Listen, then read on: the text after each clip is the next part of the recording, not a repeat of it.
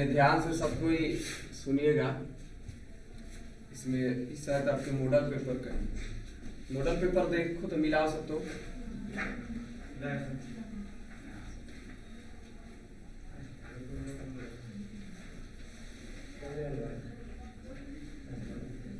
मिला सब तो क्वेश्चन मिल रहा है बायोलॉजी का बायोलॉजी शायद सब मिक्स है सर।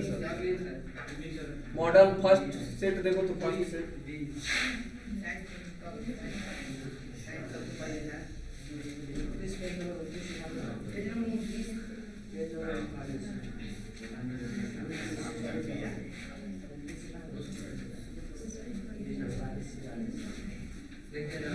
ठीक है।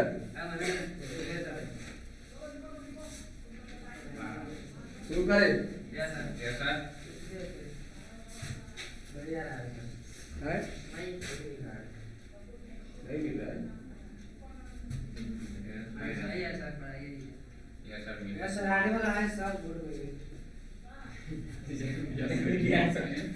चलिए साथ सुनिए आराम से मिल जाएगा जरूर। हेलो, स्वागत है, हार्दिक अभिनंदन, आभार, आप सभी का स्वागत है हमारे YouTube चैनल आदर्श टीचिंग सेंटर पे। जिन्होंने चैनल को सब्सक्राइब नहीं किया होगा सब्सक्राइब जरूर करेंगे ताकि हम लगातार आप लोग को वीडियो देने वाले हैं। Bihar board science model paper 2022 exam के लिए यहाँ पे चर्चा करेंगे हम लोग। इस सेट में 40 क्वेश्चन होंगे, 40 जो एकदम VVI क्वेश्चन होंगे जो एग्जाम से रिलेटेड है, उसी पे हम लोग चर्चा करेंगे। आइए तो वीडियो को शुरू करते हैं। चलिए पहला प्रश्न है, पौधे में जनन अंग कहाँ पाए जाते हैं? ऑप्शन है जड़ में, पुष्प में, तना में, फल में। तो इसका राइट आंसर क्या होना चाहिए? क्या होगा राइट आंसर? जनन अंग। तो समझ लीजिए, देखिए पौधा में जो जनन अंग होता है कौन होगा? पुष्प में होना चाहिए, फूल में होगा। वही से ना परागण की क्रिया होती है। पराग कण जो होता है वो वर्तिकाग्र पर पहुंचता है, तब न जाकर के बाद में निषेचन क्रिया होती है। क्या वह बीजांड तक पहुंचता है? ठीक है, तो कहाँ होती है? पुष्प में होता है। ठीक है, तो राइट आंसर पुष्प हो जाएगा। चलिए अगला देखते हैं। प्रकाश संश्लेषण की क्रिया होती है। प्रकाश संश्लेषण की क्रिया कहाँ होती है? ऑप्शन है जंतुओं में, कवकों में, परजीवियों में और हरे पौधे। तो प्रकाश संश्लेषण की क्रिया किस तरह के पौधों में होते हैं? जिसमें क्लोरोफिल पाए जाते हैं। ठीक है, जिसमें क्लोरोफिल पाए जाते हैं उसी में जो है प्रकाश संश्लेषण की क्रिया होती है। इसीलिए हरे पौधों में ही होंगे। ठीक है, चलिए आगे बढ़ते हैं।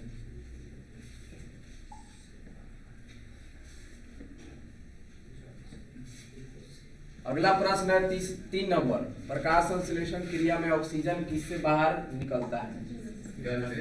देखिए जल से, ग्लूकोज से, CO2, डिकैक्सियन से। किससे? तो जल से हो जाएगा। सही आंसर होगा जल से। देखिए H2O का जब विखंडन होता है तो यहाँ से ऑक्सीजन निकलता है, टूटता है H2O2 में, इसीलिए ऑक्सीजन कहाँ से निकलता है? तो जल से ही बाहर निकलता है। चलिए चौथा नंबर देखिए।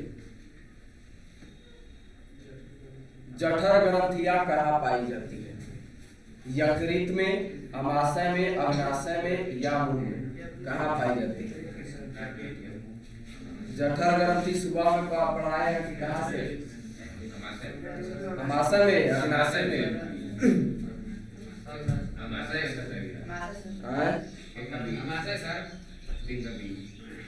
ठीक से देखिए साहब, जठर ग्रंथि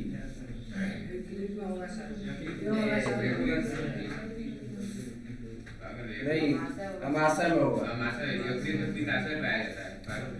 अमाशय इसका सही आंसर हो जाएगा। ठीक है, इसमें सही आंसर होगा अमाशय में। अग्नाशय के सब लग रहा है। चलिए ठीक है, आगे देखिए। ग्लाइकोसिस की प्रक्रिया संपन्न होती है कहाँ पर होती है? तो ग्लाइकोसिस की प्रक्रिया इन 4 ऑप्शन में देखेंगे। स्टोमाटा, यहाँ पे पत्तियों में पाया जाता है क्षेत्र, उसको स्टोमाटा कहते हैं, ये नहीं होगा। केंद्रक में, यहाँ भी नहीं होगा। माइटोकॉन्ड्रिया में भी नहीं होगा। कोशिका द्रव्य में होगा। सही आंसर होगा कोशिका द्रव्य। चलिए अगला प्रश्न।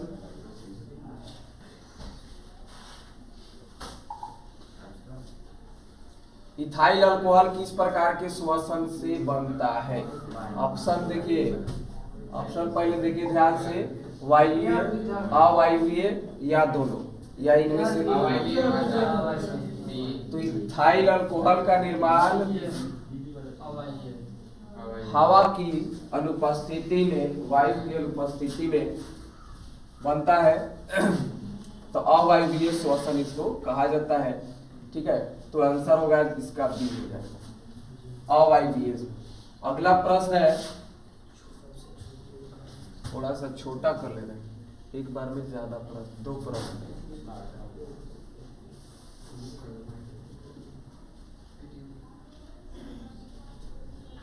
सबसे छोटी अंतःस्रावी ग्रंथि कौन है? सबसे छोटी अंतःस्रावी ग्रंथि कौन है? एड्रिनल ग्रंथि, पिट्यूटरी, मेडुला, या एक और ऑप्शन थायराइड। कौन होगा इसमें? बताइए कौन होगा इसमें से? सबसे छोटी,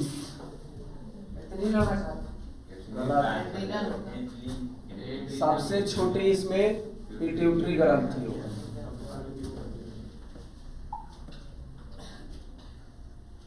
चलिए 8 नंबर देखिए। पौधों के वायवीय भागों से जल की ह्रास की क्रिया क्या कहलाती है? पौधे के वायवीय भागों से जल की ह्रास कौन सी क्रिया? बताइए। 4 ऑप्शन है, विसरण, वाष्पोत्सर्जन, परागन, निषेचन। ह्रास का मतलब होता है बाहर निकलना। सोच लीजिए कौन सा ऑप्शन सही होगा। तो वाष्पोत्सर्जन में जल बाहर निकलता है, इसीलिए ऑप्शन सही होगा वाष्पोत्सर्जन। ठीक है, बी ऑप्शन बिल्कुल सही है। आइए 9 नंबर देखते हैं। थोड़ा आप लोग जो है ना कम बोलिए, ज्यादा एक बार ज्यादा गाँव मत करिए। घेंघा रोग पनपता है तो रक्त की कमी से, रक्त की कमी से क्या होता है? एनीमिया हो जाता है। ये सब भी ध्यान रखिए। रक्त की कमी से क्या होता है? तो एनीमिया होता है। ठीक है, उसके बाद है चीनी की कमी से, चीनी की कमी से या चीनी के बढ़ जाने से।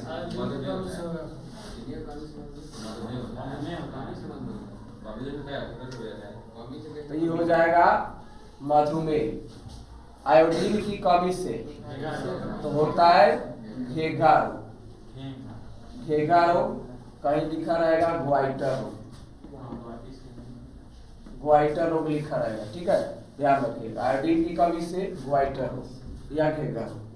ठीक है, मोटापा से तो नहीं, मोटापा से, मोटापा का मतलब है कि चर्बी का बढ़ जाना, मतलब आपकी अमाशय का जो यहाँ पे होता है पेट वाला भाग, यहाँ पे वसा का जम जाना, वसा का मात्रा बढ़ जाना।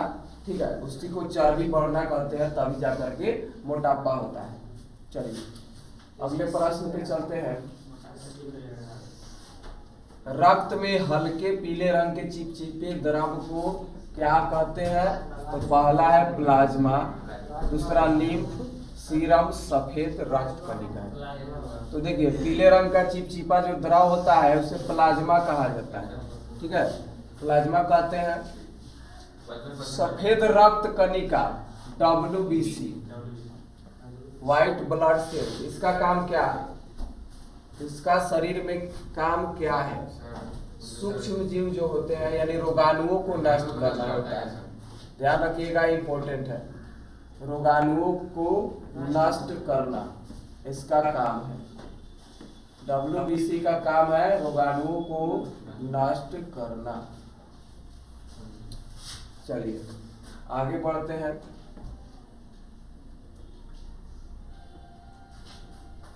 रक्तचाप मापने के उपकरण को क्या कहते हैं? रक्तचाप यानी BP जिसको कहते हैं, blood pressure, blood pressure, stethoscope, ammeter, lactometer, sphygmomanometer. देखिए एमीटर से तो हम लोग धारा मापते हैं, फिजिक्स में पढ़ा दिए हैं, ठीक है, करंट। लैक्टोमीटर से दूध की जो शुद्धता है वह मापते हैं कि कितना पानी मिलाए हैं और कितना इसमें दूध की मात्रा है। उसके बाद स्फिग्मोमैनोमीटर से क्या मापा जाता है? तो इसको क्या, इससे रक्तचाप हो जाएगा। और स्टेथोस्कोप से, इसको स्टेथोस्कोप से शायद धड़कन, शायद धड़कन कंफर्म नहीं है, नहीं कंफर्म नहीं है इसको, ठीक है, कंफर्म नहीं है, देख लीजिएगा। चलिए ठीक है, तो इसका आंसर जो हो जाएगा 11 का D सही है, D ऑप्शन बिल्कुल सही है। चलिए अगला प्रश्न, वाष्पोत्सर्जन क्रिया पाई जाती है जंतुओं में, पौधों में, या दोनों में, इनमें से कोई? तो ये तो आसान है, पौधों में। अब इतना भी किसी को पता नहीं होगा तो समझ लीजिए कि बकरिए चरा है। अब उसके बाद ऑप्शन देखिए, निम्नलिखित में किसमें खुला परिसंचरण तंत्र पाया जाता है? ऊंट में, घोड़ा में, तिलचट्टा में, मानव में, किसमें? तो आपको ऑप्शन सीधा दिख रहा है इसमें, देखिए ऊंट, घोड़ा सभी चौपाया जानवर है ना, मानव ये सब में नहीं होगा, तिलचट्टा इसका सही आंसर है। तिलचट्टा में खुला परिसंचरण तंत्र पाया जाता है। अगला प्रश्न आपसे पूछा है, रक्त क्या है? ध्यान दीजिए, रक्त क्या है? तो पहला ऑप्शन है पदार्थ, दूसरा ऊतक, तीसरा कोशिका, और इसमें से कोई नहीं चौथा ऑप्शन। देखिए तो रक्त क्या है? देखिए रक्त जो है अकेला नहीं है, आपको पता होना चाहिए। ऊतक की परिभाषा जानिए और कोशिका का। शरीर के रचनात्मक एवं क्रियात्मक इकाई को कोशिका कहते हैं, और एक जैसी संरचना वाले और एक जैसी कार्य करने वाले को कोशिकाओं के समूह को ऊतक कहते हैं, ठीक है। तो ऊतक इसमें ऑप्शन होना चाहिए, ठीक है। तो 14 का क्या हो जाएगा? B हो जाएगा। रक्त इसमें WBC होता है, RBC होता है, प्लाज्मा होता है, व्हाइट प्लेटलेट्स होता है, सब होता है, इसीलिए हम लोग ये भी समूह में रहता है, इसको क्या कहेंगे? ऊतक कहेंगे। सही आंसर ऊतक होगा। चलिए अगले ऑप्शन पे, मूत्र का पीला रंग किस वर्ण के कारण होता है? चलिए ऑप्शन देखिए, ल्यूकोप्लास्ट, क्लोरोप्लास्ट, यूरोक्रोम, क्रोमोप्लास्ट, किसके कारण होगा? देखिए क्लोरोप्लास्ट के कारण तो हरा हो जाएगा, यूरोक्रोम इसका सही आंसर होना चाहिए, इसका सही आंसर हो जाएगा यूरोक्रोम, ठीक है। अगला देखिए, निम्नलिखित में कौन उभयलिंगी जंतु है? उभयलिंगी जंतु कौन है? हाथी, गाय, कुत्ता, केचुआ। हाथी, गाय, कुत्ता, केचुआ, उभयलिंगी जंतु पूछा जा रहा है। उभयलिंगी जंतु कौन होगा? देखिए दिमाग लगाया करें, क्वेश्चन सामने देख के सीधा आंसर टिक ना करे, दिमाग जरूर लगे। आसान क्वेश्चन हो तो समझ जाइएगा कि उसका आंसर थोड़ा जटिल होगा, ये ना कि दिमाग से लगा दीजिए। कुत्ता या गाय लगा दीजिएगा। हाथी आप नहीं जानते हैं हाथी कैसे रहता है, चाहे जन्म देता है, जैसे भी हो। कुत्ता के बारे में चाहे गाय के बारे में आपको बाकी चीज विशेषता ही सबका मिलता है कि नहीं मिलता है? केचुआ सबसे अलग है। इसके लिए जो है कभी इसको किसी ने स्त्री पुरुष को थोड़ा ही देखा है एक साथ जो है केचुआ में? कभी देखा है कौन की मरद मेहरारू घूमते हुए? देखा है? नहीं देखा है। तो फिर कैसे धड़ाक से आंसर लगा दिए सब? तो इसका जो है उभयलिंगी एक में जो है इसका नर और मादा दोनों है, तो केचुआ जो है हो जाएगा उभयलिंगी। चलिए डी ऑप्शन सही है। उसके बाद यूरिया रक्त में कहां से प्रवेश करती है? यूरिया रक्त में कहां से प्रवेश करती है? वृक्क से, फेफड़ा से, यकृत से, इनमें से कोई नहीं। यूरिया का जो देखिए यूरिया का जो निर्माण होता है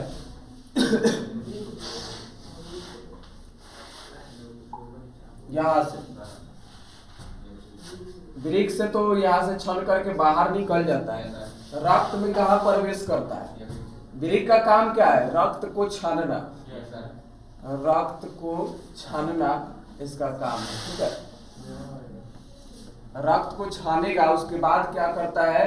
यूरिया जो है उत्सर्जन माध्यम से बाहर निकल जाता है। तो रक्त में प्रवेश कहां से करता है? तो यकृत से करता है। सही आंसर यकृत होगा।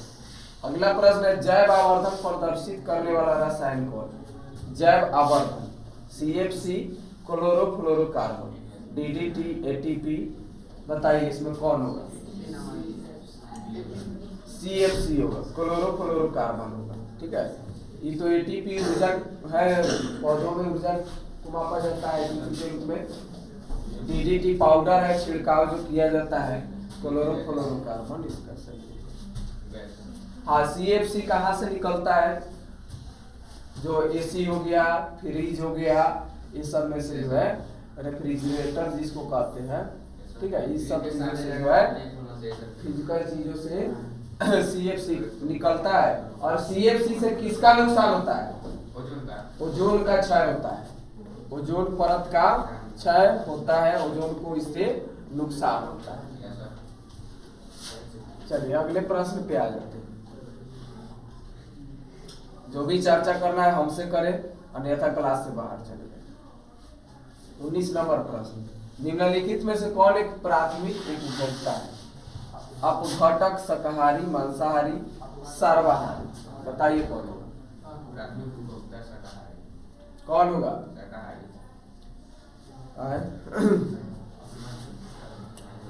शायद हमको प्रश्न कहीं मिला हुआ है, हाल ही में एग्जाम दिए थे तो हमें शायद।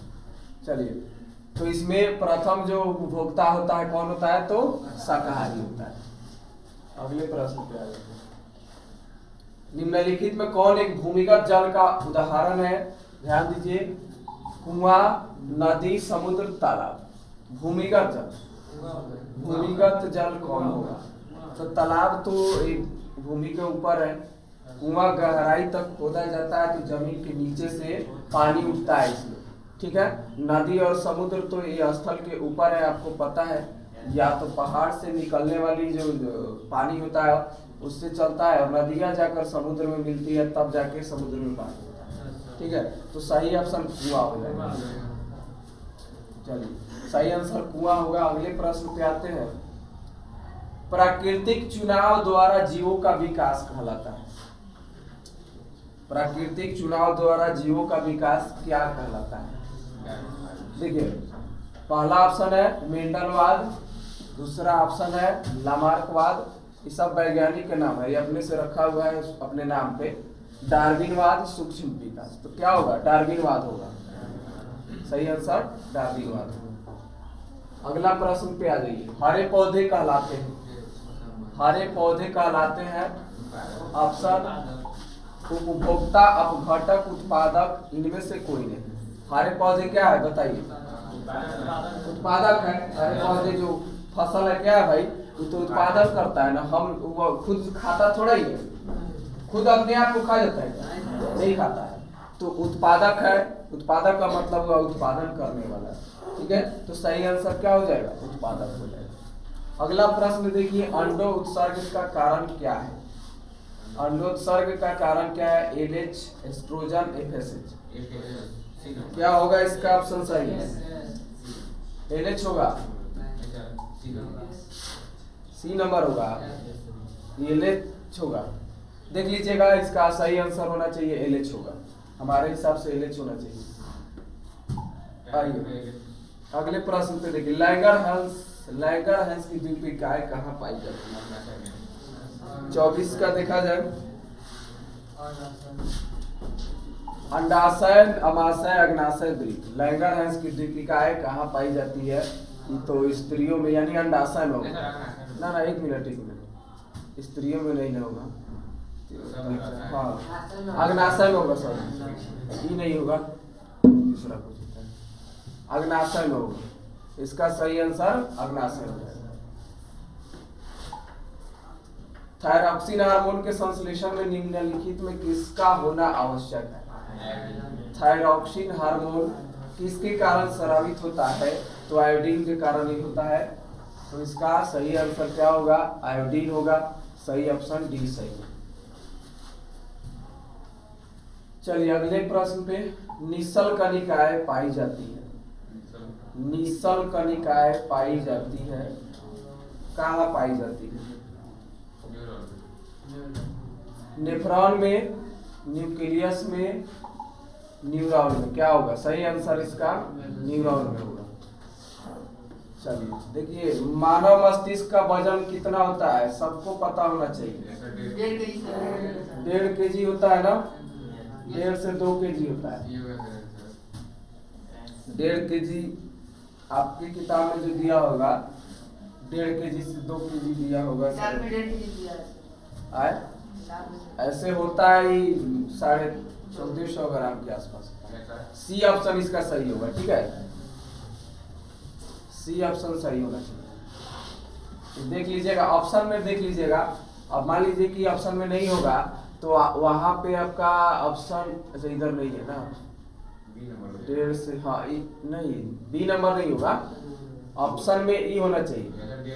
ठीक है, 1.5 kg से 2 kg। पहले तो इसी को जो है प्राथमिकता देंगे, सी ऑप्शन को। अगर ये नहीं रहता है तो इस पे आप जो है क्लिक कर सकते हैं। चलो देखते हैं।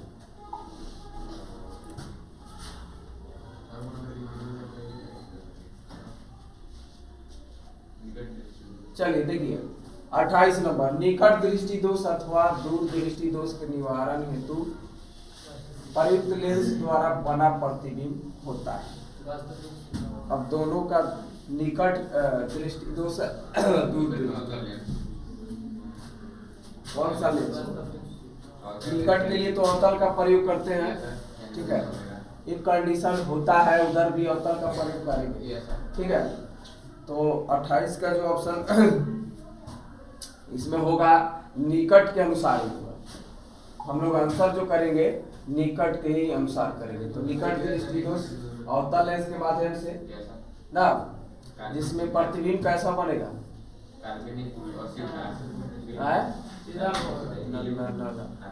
इसके हिसाब से नहीं होगा, दूर दृष्टि के हिसाब से करेंगे, तब उत्तल होगा। उत्तल होगा। तो उत्तल में प्रतिबिंब कैसा बनेगा? वास्तविक और उल्टा बनेगा। वास्तविक और उल्टा बनेगा। ठीक है, तो इस कंडीशन में इसका आंसर सही होगा, डी ऑप्शन बिल्कुल सही होगा। चलिए, साइड मिरर के रूप में कौन प्रयुक्त किया जाता है? सबको पता होना चाहिए। उत्तल दर्पण क्यों होता है? तो इसका दृष्टि क्षेत्र काफी बड़ा होता है, जिसके कारण ड्राइवर पीछे की जो गाड़ी आती है या व्यक्ति हो सबको आसानी से देख पाता है। तो इसमें क्या हो जाएगा? उत्तल दर्पण होगा। ठीक है, सही आंसर क्या होगा? उत्तल दर्पण होगा। और वही कहता है हेडलाइट जो होता है, हेडलाइट, तो उसमें हेडलाइट जो आगे लगा हुआ रहता है उसमें किसका प्रयोग किया जाता है? अवतल दर्पण का प्रयोग किया जाता है। ठीक है, अवतल लेंस द्वारा प्राप्त प्रतिबिंब होता है, कैसा होता है बताइए? अवतल लेंस द्वारा प्राप्त प्रतिबिंब कैसा होता है? तो आभासी होता है, सीधा होता है और छोटा भी होता है। इनमें सभी सही है, डी ऑप्शन सही है। ऊर्जा का ये सही मात्रक बताइए। ऊर्जा का ये सही मात्रक बताइए। ऊर्जा को जूल में मापा जाता है। ठीक है, तो सही ऑप्शन क्या हो जाएगा? डी ऑप्शन सही है, जूल सही है। लवन मत ठीकिएगा एग्जाम में, कंफर्म करना है तो कंफर्म एकदम। आकाश का रंग नीला किस घटना के कारण होता है? बताइए। प्रकाश के प्रकीर्णन, प्रकाश के प्रकीर्णन के कारण, ठीक है। चलिए अगले प्रश्न पर देखिए। सामान्य नेत्र के लिए स्पष्ट न्यूनतम दूरी, अब देखिए ऑप्शन कई तरीके से देता है। 25 मीटर दिया है, 25 तो याद है आपको, ठीक है। अब मीटर और सेमी देखे नहीं, धड़ाक से मार दिए ऑप्शन तो गलती हो जाएगा, ठीक है। तो मीटर में नहीं, इसमें सेमी में, ठीक है। यहाँ पे है 25 सेंटीमीटर, इसका सही आंसर होगा। अगला देखिए, किसी उत्तल लेंस का फोकसांतर 50 सेमी है, उसकी क्षमता क्या होगी? उत्तल लेंस है, देखिए फोकसांतर, अरे हो गया, ठीक है। 50 सेंटीमीटर दिया हुआ है फोकसांतर, ठीक है। तो लेंस की क्षमता जब हम लोग निकालते हैं तो कैसे निकालते हैं? 1/8 निकालते हैं, और फोकस जो है मीटर में होना चाहिए, ठीक है। तो 1 कितना हो जाएगा? 50/100 हो जाएगा, तब ना मीटर में होगा, क्योंकि 50 तो सेमी में है, तो 100 से भाग दे देंगे तो मीटर में चला जाएगा। अब इसको हल करिएगा तो 100 ऊपर जाएगा और 50 नीचे आएगा, ठीक है। तो यहाँ से हम लोग काटेंगे इसको, तो क्या आ जाएगा? 50 दूनी 100। अब बताइए, यहाँ पे दो कंडीशन, एक प्लस में और एक माइनस में, तो माइनस में होगा कि प्लस में होगा? प्लस में होगा। देखिए अब इसका फोकस प्लस में है कि माइनस में, ये भी याद रखना पड़ेगा। तो इसका फोकस जो होता है प्लस में होता है, इसीलिए 2 डाइऑप्टर प्लस 2 डाइऑप्टर इसका जो है सही आंसर होगा, ठीक है। चलिए आगे देखते हैं। सबको समझ में आया ना? इसमें से एक क्वेश्चन जरूर आएगा, ये वाला लेंस की क्षमता वाला। एक प्रिज्म कितने सतहों से घिरा रहता है? तो 5 सतहों से घिरा हुआ रहता है, ठीक है। कितने सतहों से घिरा रहता है? 5 सतहों से घिरा रहता है। अब नेत्र लेंस की फोकस दूरी में परिवर्तन किया जाता है, तो बताइए क्या होता है? किसके द्वारा होता है? पुतली द्वारा होता है, परितारिका द्वारा, दृष्टि पटल द्वारा, पक्षमावी पेशी द्वारा। किसके द्वारा?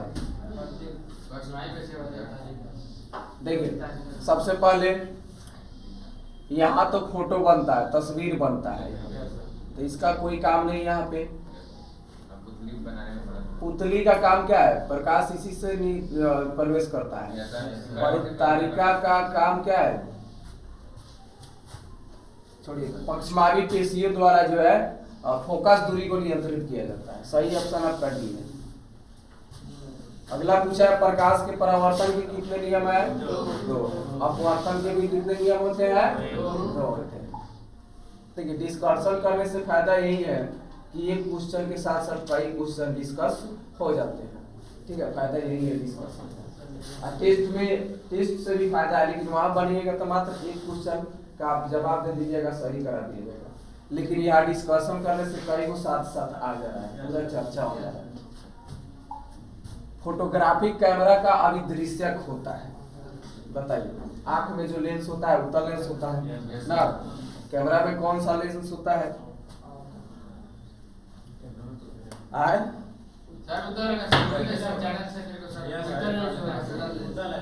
उत्तल क्या होता है?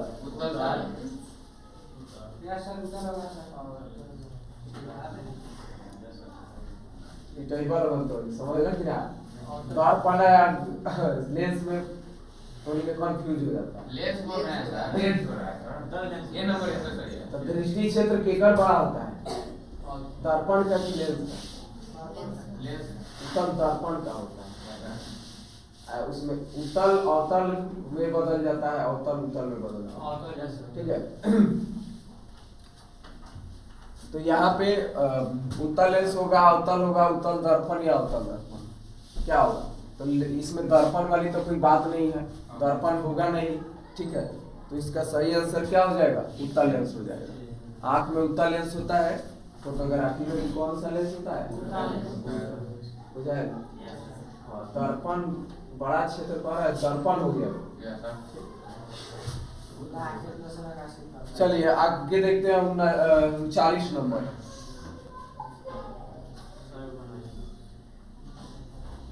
चलिए तो यहाँ पे यदि एक किरण अवतल दर्पण पर लंबवत आपतित हो तो परावर्तन के बाद किरण किस बिंदु से गुजरेगी, बताइए। डी ऑप्शन भी है, इनमें से कोई नहीं। फोकस से, वक्रता केंद्र से, ध्रुव से, कौन सा सही ऑप्शन है बताइए, या इनमें से कोई नहीं।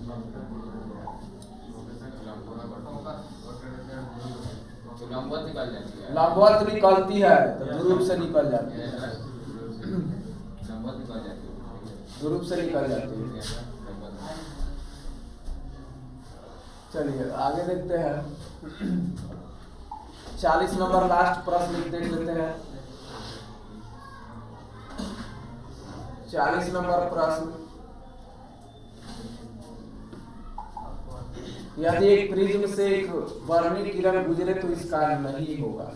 अपवर्तन, वर्ण विक्षेपण, विचलन, इनमें से कोई। प्रिज्म से एक वर्णीय किरण गुजरे तो इसका नहीं होगा, क्या नहीं होगा? एक रंग वाला अगर कोई किरण गुजरता है प्रिज्म से तो क्या होता है और क्या नहीं होता है, इस पे विचार करिए आप। एक वर्णीय का मतलब हुआ एक रंग वाला, अपवर्तन नहीं होगा, ठीक है। वर्ण विक्षेपण तो होगा ही, कोई भी जाए तो वर्ण विक्षेपण होगा ही, वहां से डिवाइड तो होना ही है उसको। अपवर्तन नहीं होगा। अपवर्तन का मतलब क्या होगा? अरे थोड़ा सा इधर उधर होकर बाहर निकल जाते हैं। परावर्तन तो यहाँ विचलन कर रहा है, अब वर्ण विक्षेपण तो विचलन तो होता ही है, तब ना जो है देखिएगा इधर से उधर प्रकाश पड़ता है। अब जैसे हीरा चमकते हुए देखा है तो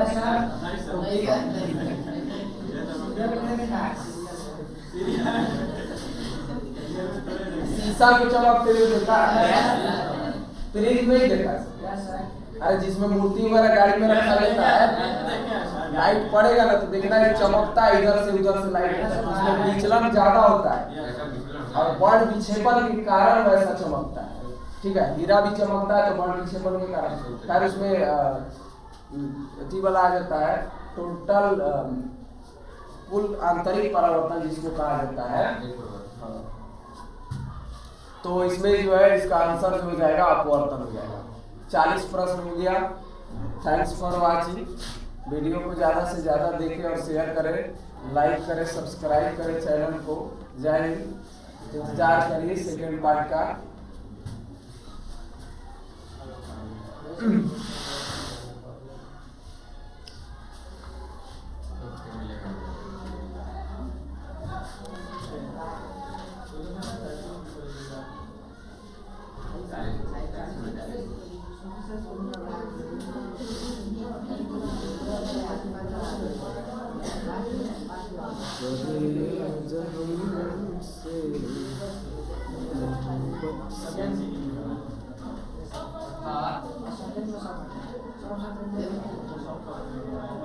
अब बोलो सब काम किया जाए।